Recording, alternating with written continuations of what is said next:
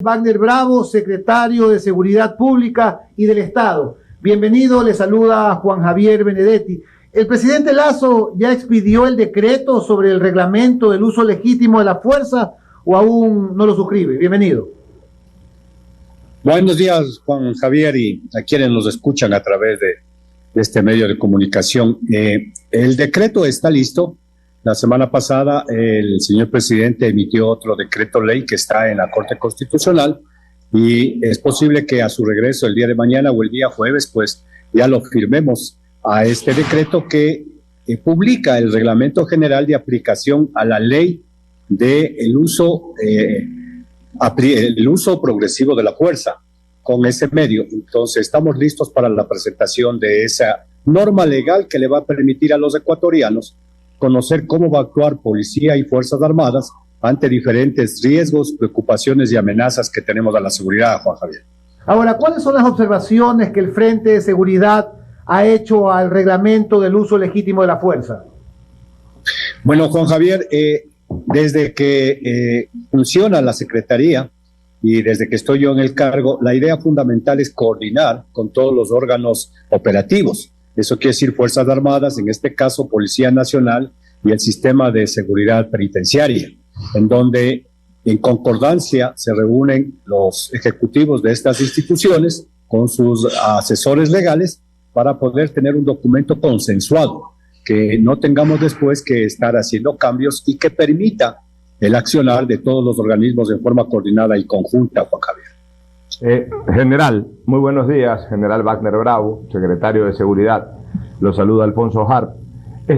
General, bueno, usted ya debe conocer de memoria este reglamento y en general en qué se fundamenta este tema del uso progresivo de la fuerza. Cuéntele un poquito a la ciudadanía, ¿cómo va a funcionar esto de la fuerza, del uso progresivo de la fuerza? O sea, ¿qué va a ocurrir en la calle cuando un efectivo militar o policial tenga su arma y se presente ante un escenario? ¿Cómo va a ser ese manejo del uso progresivo de la fuerza?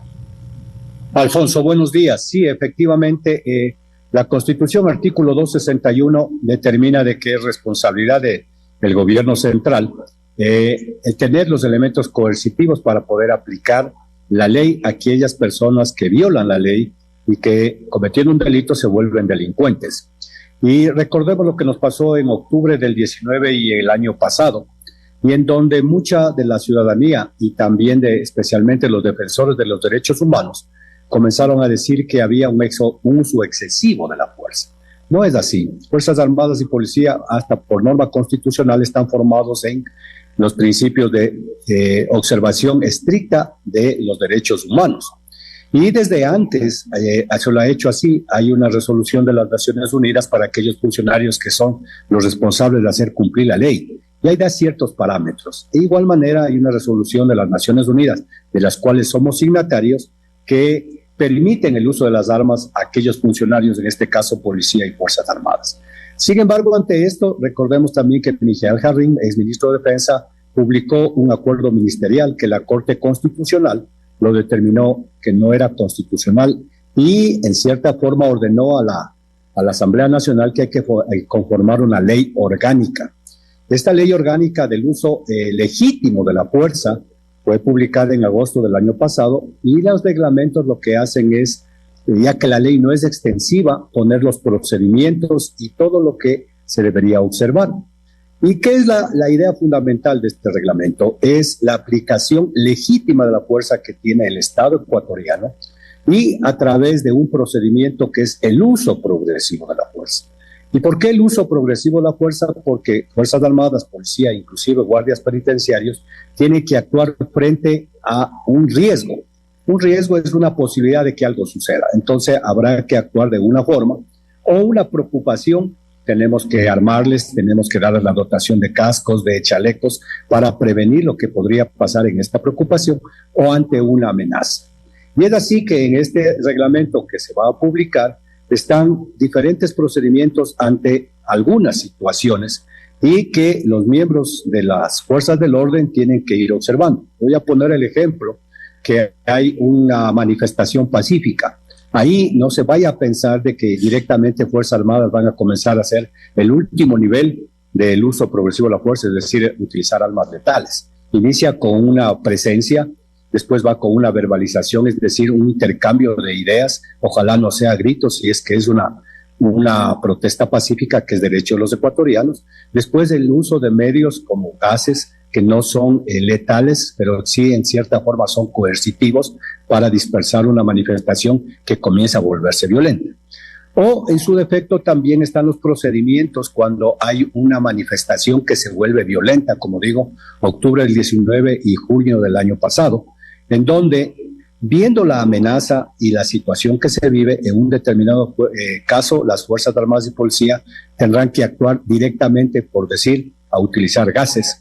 O en su defecto, si hay altos terroristas y hay alguien que está atentando contra la vida de los servidores militares o policiales, o en su defecto contra terceras personas, ciudadanos.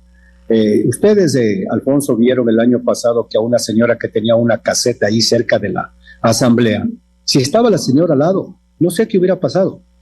Pues capaz que hasta la quemaban, la arrastraban. Eso no puede pasar y ahí tiene que actuarse en defensa de esa vida, porque el bien más preciado y jurídico es la vida de los ecuatorianos. General, de igual manera está, con esto termino, perdón, María Sol, y de igual manera está cuando suceden amotinamientos en el sistema penitenciario.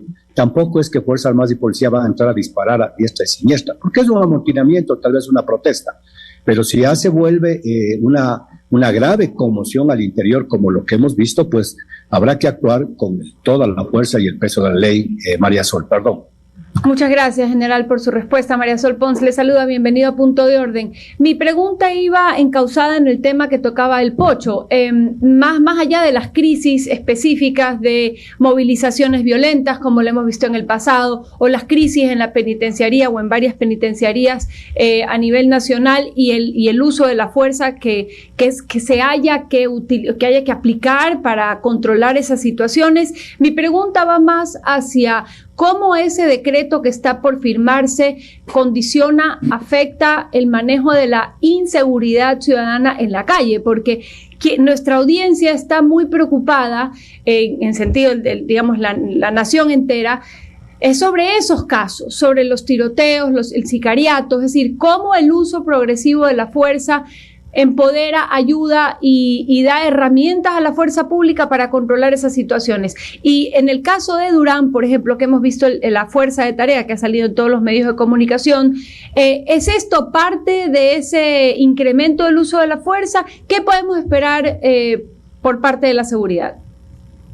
Bueno, los planes de seguridad integral que tenemos sigue cumpliéndose, no porque no existe el reglamento, no vamos a seguir cumpliendo con las funciones. Es por eso lo que tenemos los estados de excepción. Ya no hay un estado de excepción Esmeraldas, eso sigue cumpliendo, y es este trabajo que tú lo mencionas, María Sol, en la semana pasada en Durán, porque en el análisis que se hace y en la estadística se va viendo dónde están los focos y lo que llama la Policía Nacional las áreas calientes. Y en base a eso es que se actúa con toda la fuerza. El señor presidente, como política, ha puesto que hay que emplear todo el poder coercitivo del Estado. Y un ejemplo de esto es lo que lo ha dicho el general Alexander Leboyer allá en Esmeraldas, pues que tendremos que perseguir a los delincuentes, especialmente aquellos del sicariato que hacen acciones del terrorismo, con todo el peso de la ley, inclusive con el uso de las armas letales.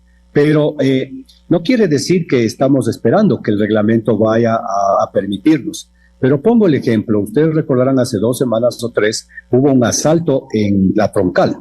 Inmediatamente hubo un botón de pánico, hubo el apoyo del ECU 911, la policía, y ante un robo que ya es de los grupos organizados delincuenciales armados en el Ecuador, la policía tiene que actuar. Y ahí hubo un tiroteo, hubo un intercambio de disparos porque los delincuentes no querían dejarse capturar. Y por lo tanto la policía ante esa amenaza tuvo que utilizar las armas y ahí fueron dados de baja, se puede decir, o neutralizados los delincuentes. Otro cambio es, en el mismo día, a una patrulla de la policía, en cambio, hubo un acto de terrorismo. Y ese acto de terrorismo fue que 2 policías que estaban haciendo su servicio de prevención al recorrer las calles y la presencia policial, tuvieron 2 terroristas que les dispararon a mansalva, que no les dieron la oportunidad de defenderse. Eso no fue un intercambio de disparos. Pero ahí me gustaría lo que tú acabas de decir, María Sol. El artículo 3 de la Constitución habla de una cultura de paz. Y tanto el decreto de porte de armas, cuanto este decreto del uso legítimo de la fuerza, cuanto los actos de terrorismo, han llevado, gracias a ustedes, los medios de comunicación, a la academia, a la discusión. Y eso es bueno porque va creando conciencia en los ecuatorianos de que todos somos responsables, como dice el artículo 83, literal 4. Y los pros y los contras de un decreto, de una acción, de una estrategia, nos permite ir creando conciencia y comprometimiento de los ecuatorianos. Así como la reunión de las ligas barriales para poner temas de seguridad, de alarmas, que de paso deben ir más haciendo crecer el tejido social de solidaridad. Pero este reglamento para los tres amigos que me están entrevistando, ¿qué es lo que cuál es la finalidad? Ahí deben estar preocupados menos del 1% de los ecuatorianos, menos de 10,000 personas o 15,000 personas que están viviendo como delincuentes y que son los que están usando el sicariato y que están usando los actos terroristas. Ellos deben estar preocupados que cuando sean encontrados infragantes o estén cometiendo estos y con el personal de inteligencia podamos determinar dónde se encuentran, porque hay que identificarlos, localizarlos, neutralizarlos. Ellos son los que deben estar preocupados cómo va a actuar las fuerzas del orden. El resto del 99.9 y pico de ecuatorianos no debe preocuparse, porque son hombres de bien, son ciudadanos que trabajan todos los días respetando la ley, respetando las normas de convivencia pacífica. Quienes deben estar preocupados son los delincuentes, porque, vuelvo a repetir, no es que este reglamento recién va a permitir la aplicación, simplemente está dando a conocer a la ciudadanía y también a los miembros del orden cómo hay que actuar. Entonces, ellos deben tener miedo, si es que es la palabra correcta, de qué les va a pasar ante tal situación que atenta no solamente a los servidores policiales y militares, sino a la ciudadanía en general. María Sol, perdón. General, sobre los puntos, la desactivación de puntos calientes, es importantísimo este tema porque, digamos, es una movida estratégica que también utiliza la inteligencia y la contrainteligencia policial. Vimos en el pasado el tema de lo que sucedió en Montañita. Asumo yo que Montañita pues ya entró en el mapa de las zonas calientes. ¿Qué pasa y por qué menciono el tema de Montañita? Porque si bien había gente ahí que se dedicaba a las actividades ilícitas, pues también habían comensales que pagaron justos por pecadores por estar sentados junto a gente que no se sabe quiénes son. Y ese es el miedo de la ciudadanía, que por estar mal sentado, pues te tocó el peor de los ratos y el peor de los momentos. ¿Qué se le puede decir a la ciudadanía con respecto de esto y el manejo de los puntos calientes a nivel nacional, general? María Sol, la estructura de seguridad está cambiando la estrategia. Y lo voy a comentar rápidamente, no lo debería hacer, pero vamos sobre las cabezas, vamos sobre la organización. Porque ya el Ecuador está cansado de que tengamos las mulas que se las capturen en el aeropuerto o al conductor de un vehículo que lleva droga, porque esas son personas reemplazables de una estructura criminal. Y sin embargo, las grandes cabezas continúan. Simplemente, disculpen que lo ponga así, son personas desechables que pueden ir a la cárcel o que son detenidas o son dados de baja. Pero la estructura sigue funcionando. Entonces, la estrategia que estamos montando es la localización de las estructuras grandes y de las cabezas, porque si no se hace una destrucción desde la cabeza de esta estructura, la estructura va a continuar. En el caso de Montañita es un caso aislado, no había tenido problemas, pero no estamos hablando del uso progresivo de la fuerza ni de las Fuerzas Armadas, son los delincuentes que entraron, no sé, posiblemente a pedir cuentas a una persona que tenía ya, no antecedentes, pero que sí estaba sindicado como grupo delincuencial. Y para mala suerte y circunstancia estuvo con su familia, pero eso quiere decir que es un mensaje que están dando estos delincuentes en donde no les interesa si disparan a niños, a personas, a mujeres, ya no van simplemente a aquella persona que tienen la revancha o con quien quieren rendirse cuentas, sino que a la persona que asome. Por eso es importante, María Sol, mi pedido, y recordarán ustedes que hace un mes más o menos, una persona consciente, ecuatoriana, responsable y patriótica denunció que en su localidad, en su barrio, en su ciudadela, había un vehículo que entraba a 3 de la mañana. Y a la final, cuando se hizo la investigación, se capturó 4 toneladas de coca. ¿Qué es lo que les pido a los ciudadanos? Siendo, como digo, responsables todos, estos delincuentes están metidos, están entremezclados, están camuflados, como se dice en términos militares, en la ciudadanía. Hay que tener patriotismo y un poco de dejar el recelo y denunciarlos. y denunciarlos, porque cuando hay, en el caso de Fuerzas Armadas, hay un enemigo externo, tiene un uniforme, tiene una identificación, es fácil, pero ahora están camuflados. Pero sí sabemos quiénes dan armas, sabemos quién vende drogas, sí sabemos quién está traficando, quién está lavando dinero. Ahí pediríamos el apoyo, porque no solamente es función de policías y Fuerzas Armadas, es el apoyo de todos los ecuatorianos. Y el otro caso, que también es una estrategia para todos ustedes, es que el concepto de desarrollo y seguridad tienen que ir juntos.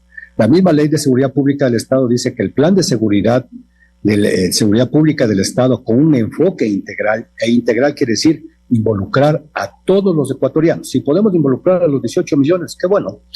Tiene que estar en concordancia con el plan de desarrollo.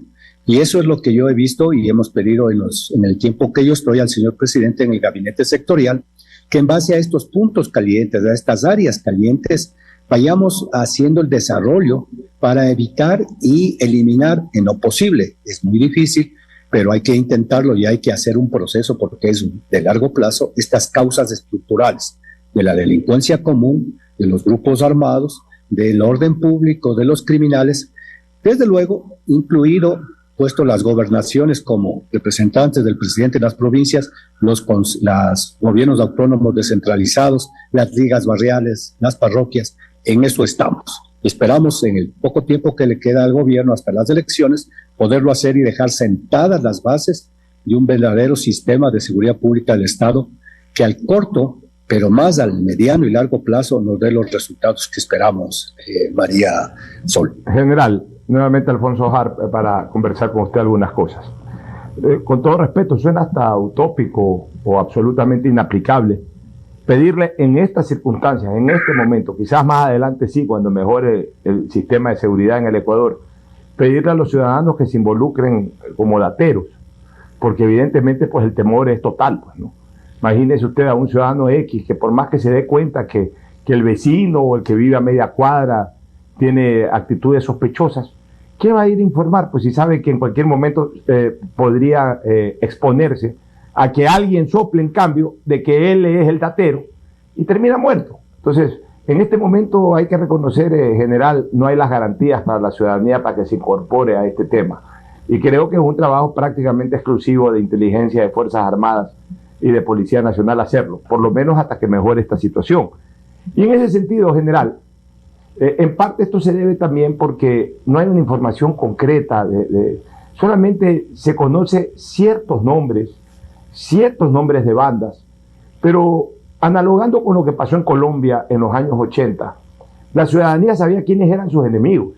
Todo el mundo sabía los nombres de los capos, del cartel de Medellín, del cartel de Cali, sabía los nombres de los principales sicarios, tenía las fotos de estas personas. Entonces, evidentemente, la ciudadanía sabía contra quién estaba luchando el Estado, pero ahora no se sabe. Ahora lo que son es nombres genéricos de bandas, uno que otro capillo por ahí, que no se sabe si es el capo principal, si es el segundo, el tercero.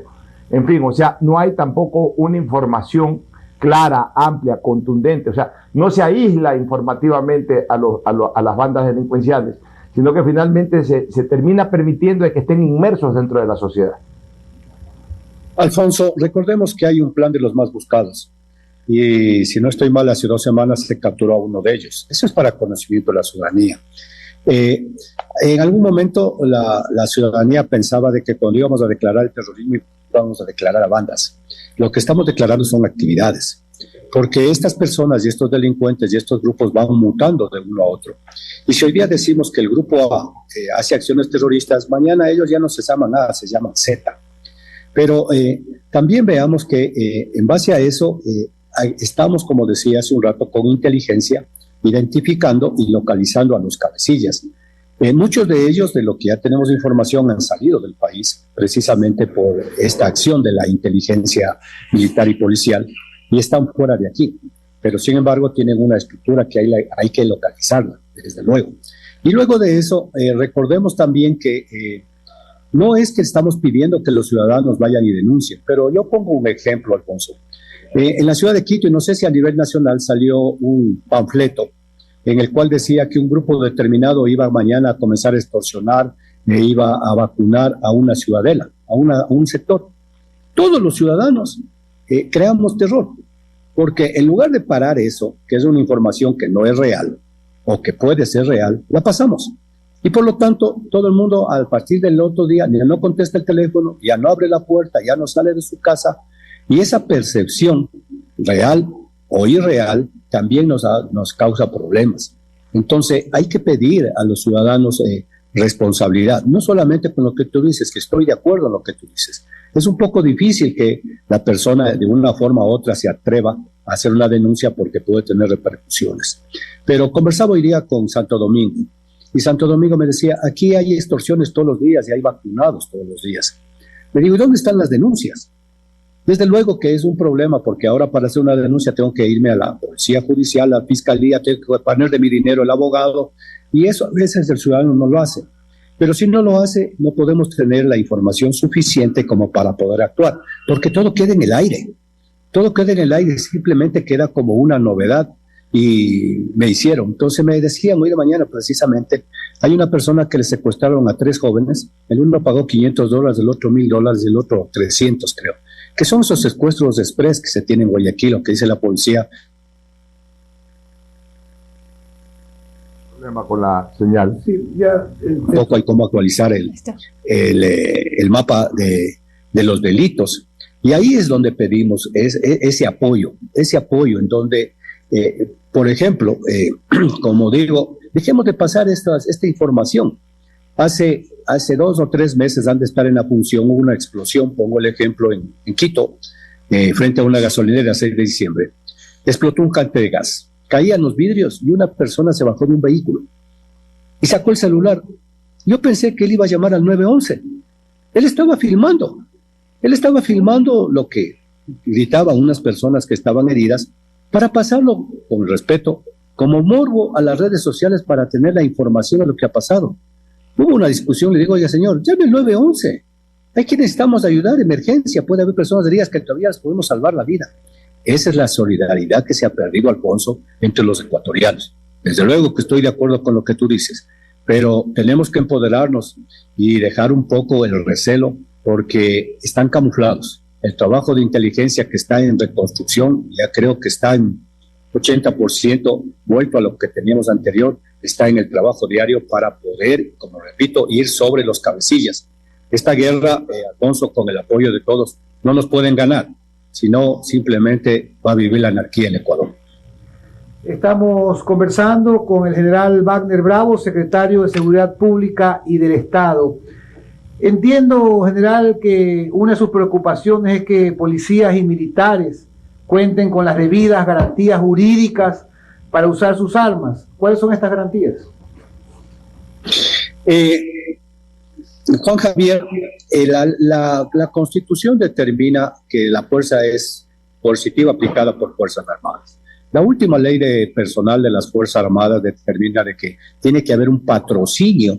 Es decir, tenemos que por los abogados, cuando un militar o un policía hace o se presume que ha cometido un delito de función. Esto quiere decir que en actos del servicio. Y el Código Orgánico Integral Penal en el artículo 30 habla de la antijuricidad. ¿Qué quiere decir esto? Que no pueden ser judicializados aquellos militares y policías que están cumpliendo una orden de autoridad legal competente. Y voy a poner el caso del terrorismo. Yo creo que es el único presidente desde el expresidente Sixto Durán Ballén que firmó un decreto de apoyo de Fuerzas Armadas a la policía en la delincuencia, 1997-98. Hoy el presidente de la República con su puño y letra está ordenando al Comando Conjunto, inclusive el uso de armas letales para combatir estos actos terroristas y a quienes lo hagan. Eso quiere decir que hay un respaldo de autoridad legal competente. La otra causal para que no puedan ser judicializados es de que estén en actos del servicio y tengan una orden de operaciones. Y eso es lo que se está haciendo. Y la ley de uso legítimo de la fuerza en el artículo 58 también determina que ante la presunción de que un militar o policía haya cometido un exceso del uso legítimo de la fuerza de forma en el uso progresivo de la fuerza, no sea detenido y que entre a investigación, pero que pueda estar en uso de sus facultades trabajando y pueda defenderse. Patrocinio, más la ley, más el respaldo nos permite. ¿Por qué pusimos esto en el decreto de las acciones terroristas? porque efectivamente es un respaldo más que se quiere dar a policías y militares. Pero recordemos, Juan Javier, que anteriormente la ciudadanía tenía preocupación de que los militares y policías iban a salir a disparar a una manifestación. Eso no va a suceder nunca. No hemos sido acusados policías y militares, debe haber un caso, no nada es perfecto, de crímenes de lesa humanidad o uso abusivo de la fuerza. Pero antes la ciudadanía decía que no pueden controlarse las manifestaciones o algún otro tipo de delincuencia con el uso legítimo de la fuerza. Hoy la ciudadanía está preocupada de que las fuerzas del orden no sean detenidas porque hay una lucha frontal y lo estamos haciendo. El día de ayer hubo un ataque a 2 señores policías allá en Esmeraldas, hay otro policía muerto en Manabí. Esos son los riesgos del cumplimiento de la misión. Pero como digo, el uso legítimo de la fuerza le permite ahora a las Fuerzas Armadas y Policía y a los guardias penitenciarios el aplicar la fuerza de acuerdo a la amenaza que están sintiendo en un delito que comete un ciudadano. ¿Qué les pedimos a los ciudadanos? Que si están preocupados por el uso legítimo de la fuerza, pues no cometan delitos, no se vuelvan delincuentes. E inclusive aquellos que están en la cárcel, ellos perdieron su libertad. Ellos no es que están presos porque a alguien le quiso hacerlo. Puede ser que haya algún caso. Pero al perder libertad están a disposición del Estado, están a disposición de las autoridades y por lo tanto también estamos con la planificación para controlar totalmente las cárceles. Esperamos hacerlo. General, un par de inquietudes rápidas. ¿No está en sus planes pedir reformar el reglamento para que otras fuerzas del orden, llámense policías metropolitanos, agentes de tránsito, porten armas y así puedan ayudar a combatir el crimen? Sí, en un rato los órganos operativos del sistema de seguridad integral pública y del Estado convergen, como digo, a todos los ecuatorianos. El Código Orgánico de Entidades de Seguridad Ciudadana permite que los guardias metropolitanos, bomberos, aduanas, en un determinado momento puedan tener primero el porte de armas y el uso de armas. Pero recordemos de que ellos tienen una función más de seguridad ciudadana, por eso es el COESCOC, seguridad ciudadana. Y seguridad ciudadana, Juan Javier, no es más policías, más militares. Seguridad ciudadana es el respeto a las reglas de la sociedad de convivencia pacífica, el respeto que deben tener las ordenanzas municipales al uso del espacio público, el respeto que tenemos que tener a los espacios deportivos, a esa consolidación de las agrupaciones, de las ligas barriales, que inician con la preocupación que tenemos hoy todos los ecuatorianos de seguridad, pero que yo pediría que vayan más allá, que vayan ya a los sentimientos de lo que vivíamos ecuatorianos con solidaridad, a reconstituir ese tejido social, en donde eliminemos que el vivir en la ilegalidad es la norma del cada día, en donde eliminemos que si yo le saludo a una persona me está viendo que piensa que le voy a asaltar, en donde vayamos haciendo mingas para arreglar los barrios, para arreglar las calles, en donde los municipios comiencen a pensar en que hay que hacer productividad, que la debe hacer también el gobierno, por eso digo seguridad y desarrollo, que se debe alumbrar las calles, que se debe dar trabajo, mejor educación, mejor salud. Es decir, seguridad ciudadana no es solamente aplicación de la fuerza. Es por eso que guardias metropolitanos o agentes de control de los municipios no deben estar armados, porque tienen que acercarse a la ciudadanía. Si no, simplemente va a haber un respeto a la ley, porque alguien está armado y sabe que va a actuar. Desde luego que estamos también en conversaciones con las compañías de seguridad privada, porque ellos tienen también, primero que escoger bien a su personal, luego capacitar bien, hacer unos buenos planes de seguridad y apoyar con información que se vuelve inteligencia. Es todo un sistema que lo estamos reconstruyendo, esperamos dejarlo bien sentado, Juan Javier. Ya, una pregunta final, general, y viene del público, sobre el sonado caso del asesinato del señor Cherres. ¿Se ha avanzado en esa investigación? Bueno, la investigación la lleva la Fiscalía, ya están dados los datos. Recordemos que ante un hecho en donde hay una muerte, sea un accidente de tránsito o muerte con arma de fuego, cualquier tipo de muerte, hay una investigación porque es un delito penal. Y eso lo lleva la Fiscalía. Realmente no conozco, no es mi campo, pero ya les podría ayudar. Pero recordemos que la Fiscalía tiene que hacer la investigación para determinar si hay elementos de convicción que permitan judicializar a los posibles responsables. Desde luego que Policía Judicial y la investigativa está atrás de todas aquellas personas que se sospecha han cometido un delito, no solamente en este caso, sino en otro tipo de casos, como el del día de ayer de el policía que fue asesinado en el bus. Muchísimas gracias por darnos esta entrevista, general Wagner Bravo, secretario de Seguridad Pública y del Estado. Buen día, muchísimas gracias. Juan Javier, Alfonso y María Sol, lo que yo les pido es, ayúdanos a hacer cultura de seguridad. Los ecuatorianos tenemos que comprometernos desde nuestros propios campos de acción y trabajo diarios. Y desde luego que hay una realidad, pero es posible que por el mal uso de redes sociales y la información que se cruza por ahí haya una percepción muy alta. Eso lo podemos lograr solamente cuando las personas nos ayuden con las denuncias correspondientes y, como digo otra vez, en apoyar el desarrollo y a reconstituir ese tejido social. Tenemos que salir de esa crisis de principios y valores que pensamos que todo lo ilegal es bueno. Creo que los buenos somos más. Muchas gracias. Un buen día.